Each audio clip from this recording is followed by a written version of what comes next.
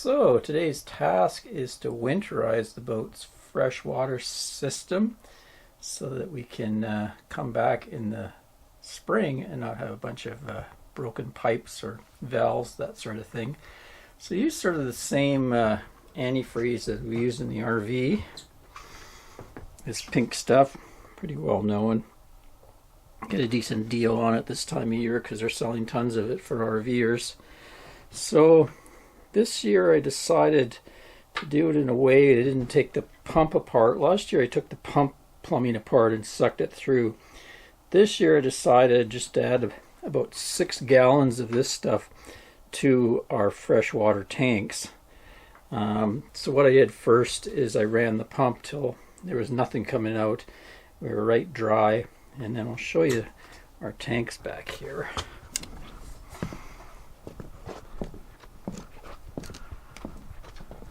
They're in the rear of the boat down in the lazarette, and you can see on this side there's a stack of 3 20-gallon tanks, and then on this side is the older stainless steel tank. I think it's 60 gallons too. Anyway, the one on this side must have leaked or something. That's why it's been replaced with the plastic. And I guess they went with 3 smaller ones to be able to fit it, get it in there without taking a bunch of stuff apart.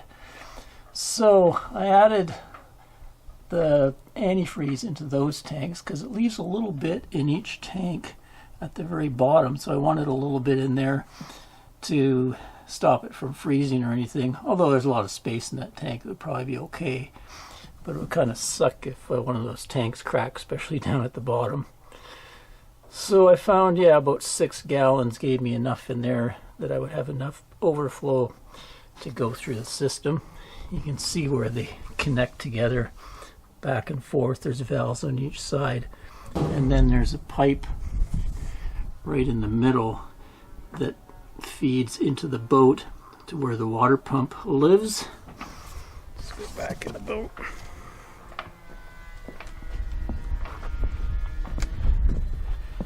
Nice day today, nice sunny day. Okay, so down there is a Jabsco water pump. I think it's a 40 psi pump. And so that pipe runs from way at the back there all the way under the motor and meets up there, and it gets distributed throughout the boat. I also had to drain the water heater. Let's go over here, I'll show you that. Down in here we have, I'm not sure how many gallons is it. Feels like maybe it's about 6 gallons.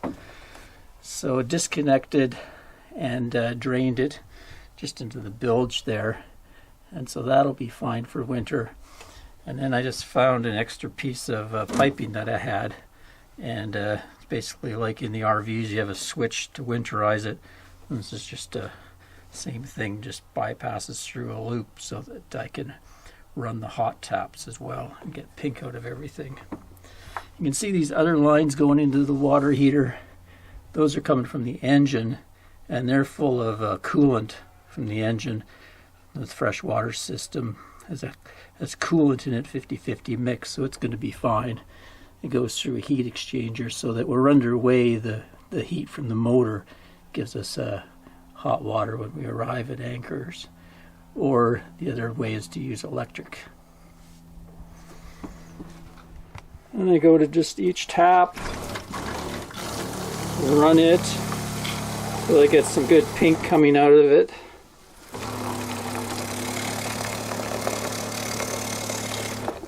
Then I actually collect that and save that water because I'm going to use that water when I winterize the engine.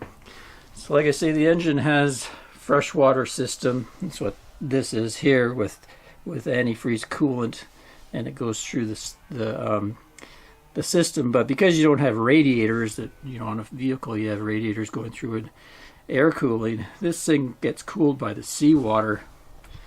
So you can see there's a hose that comes in. It's got an opening to the ocean, goes through a strainer here, and then it goes through an elaborate set of piping On the back of the engine there's a heat exchanger, and then it goes out the exhaust, so you're pumping cool ocean water through. And our ocean up here, when I was up in the Broughtons, it was about 50 something degrees Fahrenheit, around 11, I think 12 Celsius. So it would really put cool water through that, keep the engine nice and cool. But what I'm going to have to do here is, right now it's full of seawater, so I'll disconnect that hose and put it into a bucket, start the engine, and I'll draw fresh water, like I have a hose running, and I'll draw fresh water through there and run it for a while, get rid of all the salt water, and then the final stage will be to put some of that pink stuff through, so if there is any pockets, rather than having fresh water in there, it'll have the antifreeze, RV antifreeze, the pink stuff in there. So our aft cabin head, the same thing. I'll run on those taps and make sure pink is coming out. And same with the shower. And then this toilet is one that pumps straight overboard. It sucks seawater in, and you pump seawater in, and then when you flush, you're pumping it back straight out into the ocean.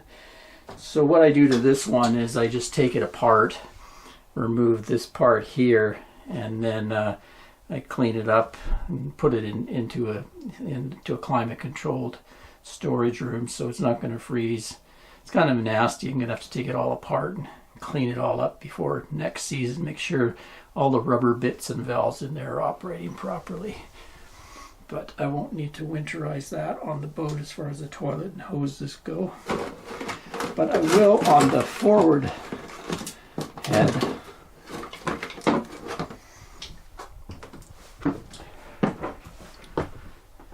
Safety tip, don't fall in the engine bay.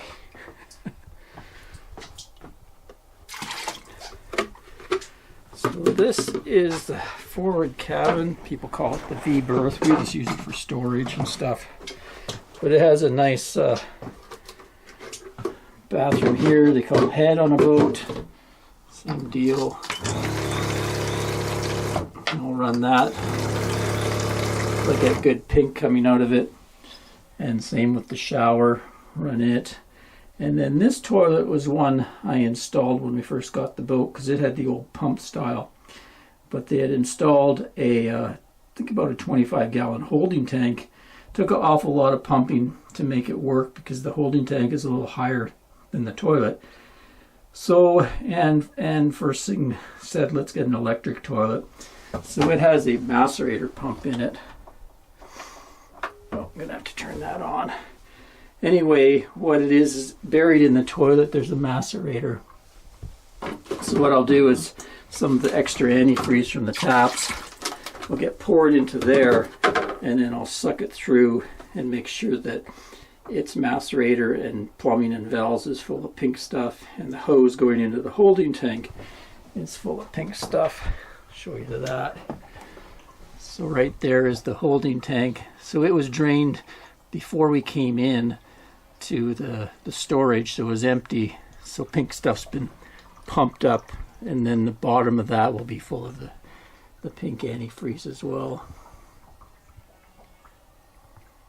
And turn the breaker on so you can see.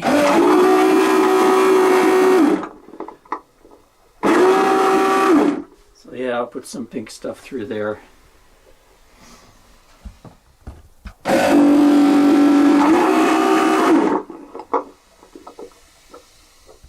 So that's pretty well all there is to it. Pretty easy actually. Drains go straight out, so they don't go through a P-trap or anything, so I don't have to put any pink stuff into drains.